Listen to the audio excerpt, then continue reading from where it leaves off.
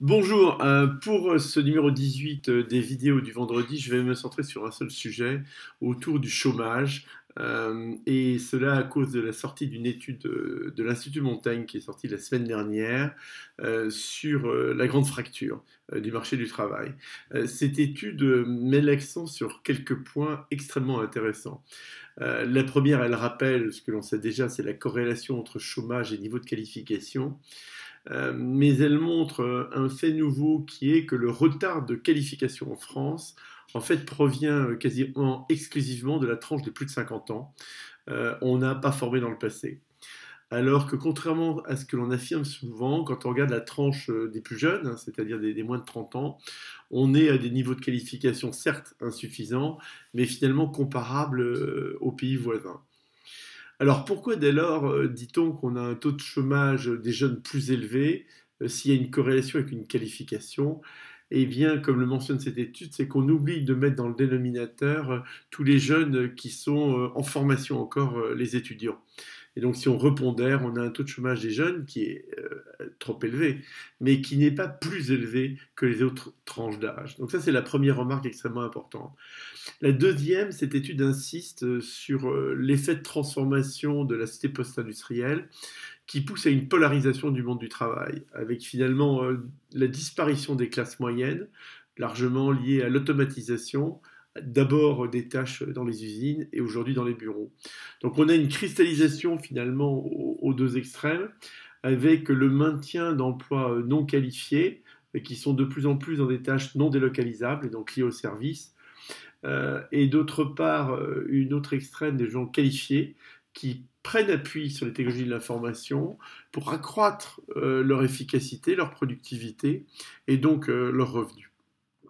Alors face à cette polarisation qu'a fait l'État français, finalement il a voulu lutter contre les inégalités au travail. Et il y a réussi par l'augmentation du SMIC, par des transferts de charges sociales, mais cette lutte contre les inégalités au travail s'est faite au prix d'une inégalité plus fondamentale qui est l'accès au travail. Nous avons troqué l'inégalité au travail contre l'inégalité entre ceux qui en ont et ceux qui n'en ont pas. Et on a hérité du chômage de masse.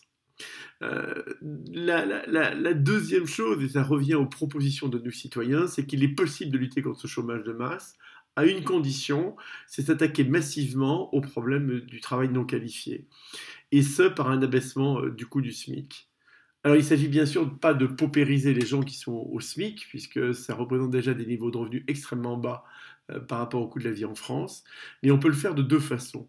On peut le faire d'une part en diminuant les charges sociales, donc ça diminue le coût pour l'entreprise sans diminuer le coût sans diminuer le revenu au niveau des individus. Et la deuxième piste, c'est la régionalisation du SMIC.